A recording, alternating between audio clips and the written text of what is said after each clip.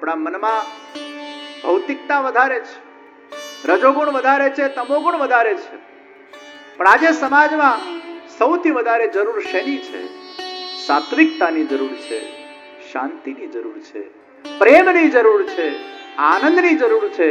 જેના માટે વ્યક્તિ તરસી રહ્યો છે એ પ્રેમ, આનંદ અને શાંતિ જેમાંથી એને પ્રાપ્ત થાય છે એ આવા કથાના મહોત્સવો છે. આવા મહોત્સવો માટે જે લોકો પોતાના દ્રવ્યનું યોગદાન આપતા હોય, નિશ્ચિત એ ઠાકોરજીના વિશેષ પ્રિય બનતા હોય છે. કારણ કે આજના સમયમાં આવા આયોજનોની વિશેષ આવશ્યકતા છે. ભૌતિકતા જેટલી વધતી જાય છે એટલી આધ્યાત્મિકતા પણ વધવી જોઈએ ને બેલેન્સ થવું જોઈએ. અને આજે દેશ વિદેશમાં ઘણી કથાઓ થાય છે, ઘણા આયોજનો થાય છે. ભૌતિક પણ એટલા જ વિષયો થાય છે, સાથે સાથે આધ્યાત્મિક વિષયો પણ થઈ રહ્યા છે. અને આનંદનો વિષય છે કે આજે ઘણા બધા લોકો કથા કરાવવા માટે, કથા કરવા માટે, આવા માંગલ્ય મહોત્સવોને આયોજિત કરવા માટે નિમિત્ત બની રહ્યા છે, પોતાના એ દ્રવ્યનો વિનિયોગ કરી રહ્યા છે. દરેક જગ્યાએ દરેક પ્રકારના કાર્યો થવા જોઈએ और हर एक चीज की आवश्यकता है. ઘણા લોકોને એવું હોય કે માનવતામાં જ પૈસા વાપરવા જોઈએ. આ ભગવાનના કામમાં આટલા બધા પૈસા વાપરો છો, ભગવાનના મનોરથોમાં આટલા પૈસા વાપરો છો, આ ભગવાનની કથાઓમાં આટલા બધા પૈસા વાપરો છો. એના કરતા ગરીબોને ભોજન આપો, માનવતાના કાર્યો કરો, એમાં પૈસાને વાપરો. ભગવાન જે જીવને જે પ્રકારનો ભાવ આપે છે એ જીવ એ પ્રકારે પોતાના જીવનના અંદર એ સત્કર્મોને સાકાર કરે છે. દરેક વિષયની આવશ્યકતા છે. તમે ખાલી એક વિષયને પકડીને બેસી જાઓ અને બીજો વિષય સાકાર ના કરો તો લાઈફ બેલેન્સ ના થાય. અગર સ્કૂલ બને તો કોલેજ પણ બનવી જોઈએ, હોસ્પિટલ્સ પણ બનવી જોઈએ, ગૌશાળાઓ પણ બનવી જોઈએ, મંદિરો પણ બનવા જોઈએ, કથાના આયોજનો પણ થવા જોઈએ. દરેક વિષયની આવશ્યકતા છે. પેલી શરીર માટેની હોસ્પિટલ બને તો આ મન માટેની હોસ્પિટલ છે, જ્યાં મનને શાંતિ પ્રદાન થાય. શરીર માટેની બધી વ્યવસ્થાઓ આપણે કરીએ છીએ. શરીર ભૂખ્યું હોય તો એને ભોજન આપવાની વ્યવસ્થા કરીએ. શરીર અગર નાદુરસ્ત બને તો એને તંદુરસ્ત બનાવવા માટેની વ્યવસ્થા કરીએ. શરીરમાં કોઈ અંગ ખરાબ થાય તો એને આપણે સર્જરીના માધ્યમથી એ અંગને વ્યવસ્થિત કરવાના પ્રયત્નો કરીએ, ઉપચાર કરીએ. આપણા મનના અંદર બગાડ ઉભો થાય, મનના અંદર વિકાર ઉભો થાય, મન આપણો અશાંત થાય, મનમાં અવિદ્યાઓ ભરેલી હોય, મનમાં સદઅસદ વાસનાઓ ભરેલી હોય, મનના અંદરના એ વિષય વિકારોને દૂર કરવા માટે આવા કથા અને મંદિરોની, હોસ્પિટલોની જરૂર છે, જેનાથી વ્યક્તિનું મન શુદ્ધ બને. દરેક વિષયની આવશ્યકતા છે. અને એટલે જ કહેવામાં આવ્યું કે 5 શાળાઓ હોવી જોઈએ દરેક એરિયામાં. પાઠશાળા, વ્યાયામ શાળા, આરોગ્ય શાળા, ધર્મશાળા અને ગૌશાળા. જે વિસ્તારમાં 5 શાળાઓ છે એના શરીરને પોષણ મળે છે, એના અંતઃકરણને પણ પોષણ મળે છે, એના જીવનને પણ પોષણ મળે છે. અને આ 5 શાળાઓનું સેવન દરેક વ્યક્તિએ કરવું જોઈએ. धर्मशाला यानी मंदिर और कथा की शाला ये धर्मशाला है. ये सबकी आवश्यकता है. પૂર્ણમલ ક્ષત્રિયએ એ દ્રવ્યનો ઉપયોગ મંદિર બાંધવા માટે કર્યો. અને ભગવાને છે ને બધી અલગ અલગ ફેકલ્ટીઝ બનાવેલી જ હોય છે. અલગ અલગ પ્રકારના જીવોને એ રીતે ભગવાન બેલેન્સ કરીને પ્રગટ કરતા હોય કે કોઈ મંદિરો બાંધવામાં એના દ્રવ્યને લગાડે, કોઈ યાત્રાઓ કરાવવામાં એના દ્રવ્યને લગાડે, કોઈ હોસ્પિટલો બાંધવામાં એના દ્રવ્યને લગાડે, કોઈ માનવ સેવાના અંદર એના દ્રવ્યને લગાડે. અલગ અલગ પ્રકારના એવા જીવો ભગવાને બનાવેલા જ છે જેનાથી ભગવાનના વિભિન્ન પ્રકારના કાર્યો સાકાર થઈ શકે. અને એને ભગવાન એ વિષયમાં જ રસ આપે. ઘણા એવા લોકો છે જેને કથામાં જ રસ છે, એને કથા જ કરવી ગમે છે, કરાવી ગમે છે. પછી કદાચ બીજા માનવતાના કાર્યો હોય એમાં એટલો બધો રસ ના લેતો હોય, પણ બીજા લોકો એવા હોય માનવતાના કાર્ય જ કરતા હોય, એને કથામાં રસ ના હોય. સાયન્સ વાળો સાયન્સમાં જ જાય, કોમર્સ વાળો કોમર્સમાં જાય, આર્ટ્સ વાળો આર્ટ્સમાં જાય. જરૂરી નથી કે સાયન્સ વાળાએ કોમર્સ ને આર્ટ્સ બંને ભણવું જોઈએ. એ જે ફેકલ્ટીમાં ગયો છે એ ફેકલ્ટીના અંદર ડિગ્રી પ્રાપ્ત કરે અને એ ફેકલ્ટીની ડિગ્રી પ્રાપ્ત કરીને સમાજની સેવા કરે. કોઈ બીજી ફેકલ્ટીની ડિગ્રી પ્રાપ્ત કરીને એ રીતે સમાજની સેવા કરે. ભગવાન જેને જે પ્રકારની વૃત્તિને પ્રકૃતિ આપે છે અને વિચાર આપે છે એ દિશામાં એનું ગંતવ્ય કરતો હોય છે અને એ ફેકલ્ટીમાં જઈને એમાં ઉત્તીર્ણ બનીને ડિગ્રી પ્રાપ્ત કરીને એ રાષ્ટ્રને ને સમાજને ને ધર્મને પોતાની સેવાઓ પ્રદાન કરતો હોય છે. પણ સાયન્સમાં ભણતો હોય એને એવું ન કહેવાય કે કોમર્સ ખરાબ છે કે આર્ટ્સ ખરાબ છે. સાયન્સ વાળો સાયન્સમાં જશે, કોમર્સ વાળો કોમર્સમાં જશે, આર્ટ્સ વાળો આર્ટ્સમાં જશે. કોઈ માનવતાના કાર્ય માટે દ્રવ્યનો ઉપયોગ કરશે, કોઈ પ્રભુના કાર્ય માટે દ્રવ્યનો ઉપયોગ કરશે, કોઈ બંને કાર્ય માટે કરશે. કોઈ બેટ્સમેન હોય, કોઈ બોલર હોય, ઓલરાઉન્ડરે બનતા હોય. એ બધે વરસાદના જેમ વરસાદ બધે જ પડતો હોય એમ બધે જ મદદ કરતો હોય. પછી એક જ જગ્યાએ મદદ કરે એવું ના હોય. અલગ અલગ પ્રકારના જીવોને ભગવાન આ ભૂતલ પર પ્રગટ કરે છે અને વિશેષ એ લોકોને વિત્ત અને સંપત્તિ પ્રદાન કરે છે જેથી કરીને સમાજના, ધર્મના, રાષ્ટ્રના, માનવ જગતના કાર્યો થઈ શકે.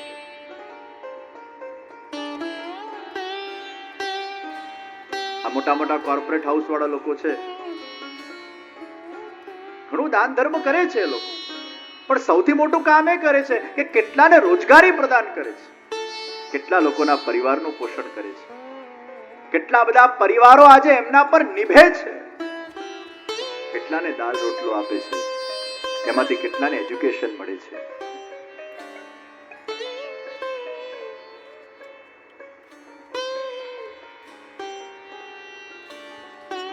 પોતાના અમુક રેશનલ વિચારોથી ધર્મના અમુક વિષયોને જે ઘણા લોકો કોસતા હોય છે. હોળી ઉત્સવના અંદર આપણે પિચકારીઓ ચલાવીએ ને તો પેલા ચાંપલાઓ આવે, સેવ વોટર સેવ લાઈફ. પોતે 200 લીટર પાણીમાં જક્કુજીના અંદર 2-2 કલાક પડ્યો રે ત્યારે એને સેવ વોટર સેવ લાઈફ યાદ નથી આવતું. હવેલીમાં 2-4 પિચકારીઓ ચલાવી સેવ વોટર સેવ લાઈફ. હમણાં સ્પેનમાં ટમાટર ઉપર બધા કુદાકુદ કરતા હતા. લાખો ટમાટરને પગથી ગોંધી કાઢ્યા, વેસ્ટ કર્યા ટમાટરોને. ત્યારે એક ભૂખ્યો તરસ્યો એને યાદ નહીં આવે. અને આપણે ઠાકોરજીના આપણા ભાવથી, પ્રેમથી ઠાકોરજીને પ્રસન્ન કરવા માટે અને એવા 56 ભોગને અન્નકૂટના મનોરથો કરતા હોઈએ અને એ પણ બીજા ગરીબોના પ્રસાદના અંદર જતા હોય, એમાંથી ગરીબોની પણ સેવા થતી હોય, પ્રભુ પણ પ્રસન્ન થાય અને ગરીબો પણ પ્રસન્ન થાય. એ પ્રકારનું જ્યારે આપણે કાર્ય કરતા હોઈએ ત્યારે ચાપલાઓ આવીને કહેવા લાગે કે આટલા બધા પૈસા અન્નકૂટોમાં 56 ભોગમાં બગાડ્યા એના કરતા ભૂખ્યા તરસ્યાને આપો.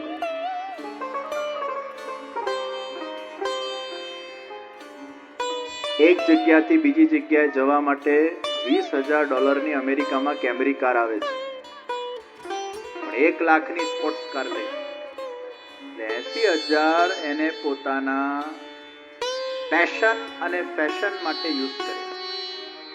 જો પેશન એટલે શું? મને જે ગમે અને હું કરું એનું નામ પેશન. દુનિયાને જે ગમે અને હું કરું એનું નામ ફેશન. પેશન ને ફેશનમાં આટલો જ ફરક છે.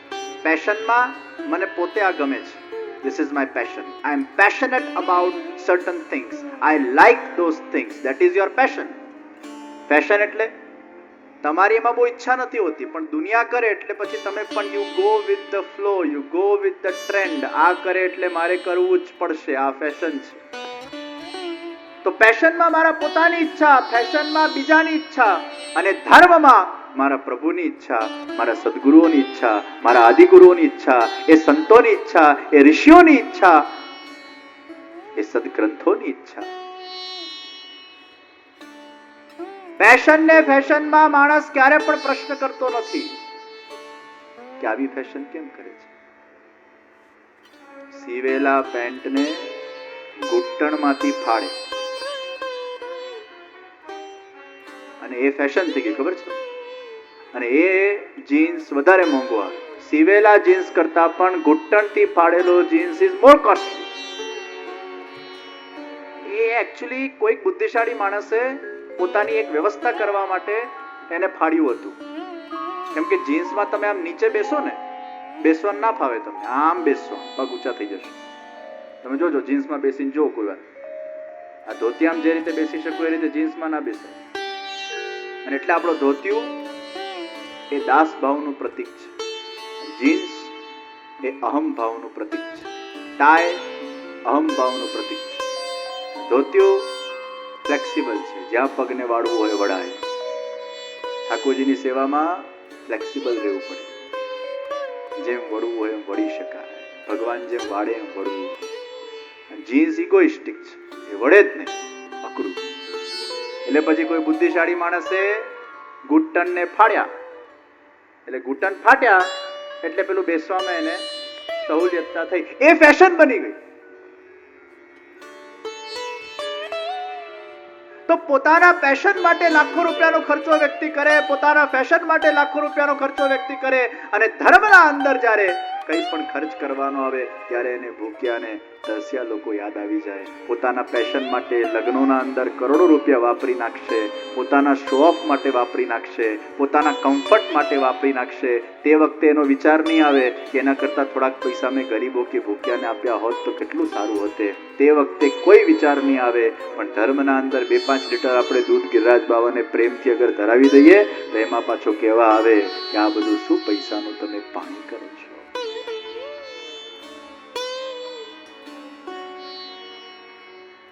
તમે તમારા ક્રેઝ માટે કંઈ પણ કરો, તમારા મનોરંજન માટે કંઈ પણ કરો, આ અમારું આધ્યાત્મિક મનોરંજન છે, આ અમારો આધ્યાત્મિક યોગ છે ભગવાન સાથે. તો ભૌતિક વિષયો ઘણા છે, અને એ ભૌતિક વિષયો માટે પુષ્કળ લોકો પૈસા વાપરતા હોય અને ખર્ચતા હોય, એમાં ભૌતિકતાનો વિકાસ થતો હોય. પણ જ્યારે આધ્યાત્મિક કાર્યો માટે લોકો પૈસા આપતા થાય અને આવા સારા કાર્યોને જ્યારે લોકો સમર્થન આપતા હોય અને ભગવત કાર્યમાં જ્યારે પોતાના દ્રવ્યનો વિનિયોગ કરતા હોય, ત્યારે આધ્યાત્મિકના વિકાસના અંદર આપણે પણ ક્યાંક ને ક્યાંક આપણું સુર પુરાવીએ છીએ અને એમાં નિમિત્ત બનતા હોઈએ છીએ. इसलिए कथाओं का आयोजन होना चाहिए, मंदिरों का आयोजन होना चाहिए. हर एक विस्तार में 5 शाला होनी चाहिए और 5 शालाओं को पोषण देना वो हमारा कर्तव्य है. तो ભગવાને નક્કી જ કરેલા છે, આ ધર્મ માટેના અમુક લોકો, આ માનવ સેવા માટેના અમુક લોકો, બંને કાર્ય જરૂરી છે. આ જ કરવું ને આ જરૂરી નથી એવું કઈ રીતે કહી શકાય? અને યુવાનોને લોકો ગેરમાર્ગે દોરે છે.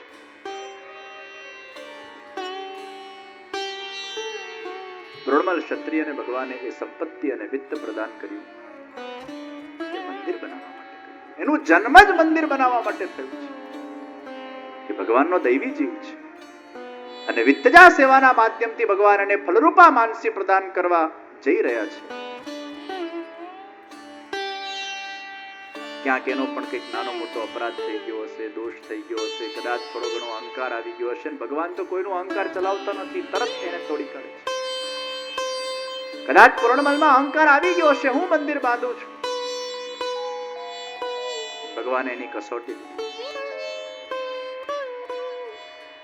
જ્યારે જ્યારે ઠાકોરજીના કાર્યમાં ક્યાંક કોઈક સૂક્ષ્મ અહંકાર પણ આવી જાય, ભગવાન કંઈક અંતરાય આપે છે, કંઈક વિઘ્ન આપે છે. શ્રી મહાપ્રભુજી પૃથ્વી પરિક્રમામાં પધાર્યા અને પૃથ્વી પરિક્રમા કરતા કરતા આપશ્રી પંઢરપુર પધાર્યા. ભગવાન વિઠોબા સાથેનું મિલન થયું.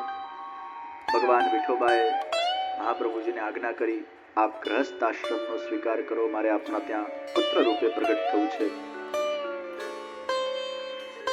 બદ્રિકાશ્રમ પધાર્યા, વ્યાસાશ્રમ પધાર્યા. ભગવાન વેદવ્યાસજી સાથે શ્રી મહાપ્રભુજીની ભેટ થઈ અને ભગવાન વેદવ્યાસજીએ પણ મહાપ્રભુજીને આ જ સૂચન કર્યું, આપ ગ્રસ્તાશ્રમનો સ્વીકાર કરો.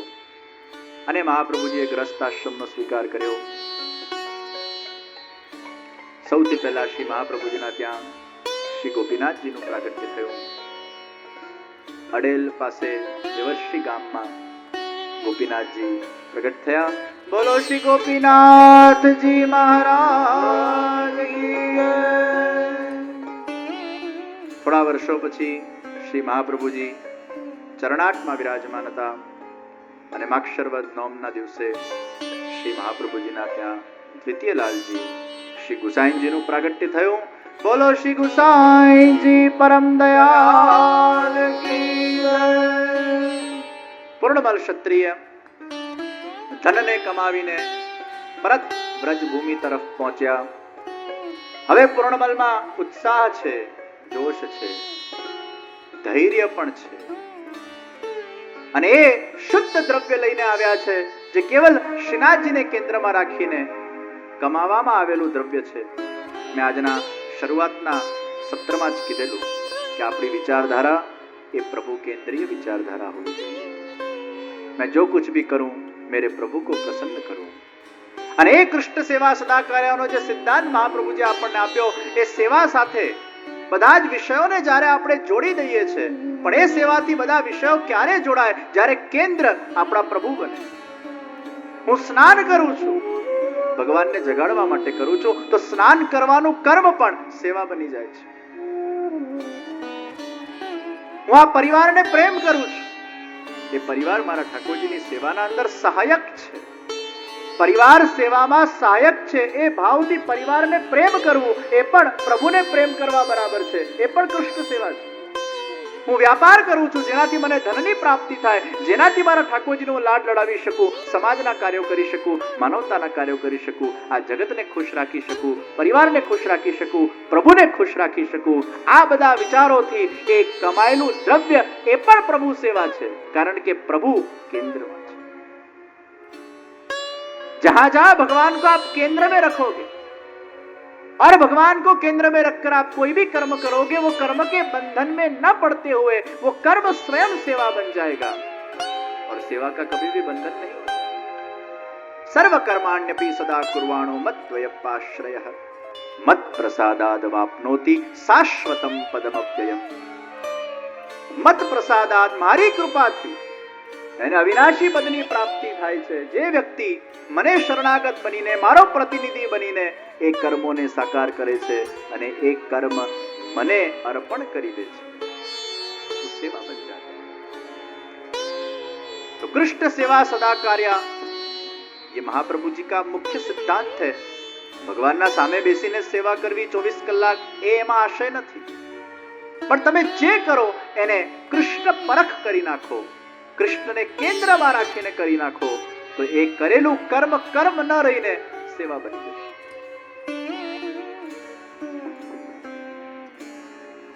તો પૂર્ણમલમાં ઉત્સાહ, જોશ, ઉમંગ, પુરુષાર્થના સાથે ધૈર્યનો વિકાસ થયો. અને પુનઃ હવેલીનું એ સુંદર કાર્ય આગળ વધવા લાગ્યું.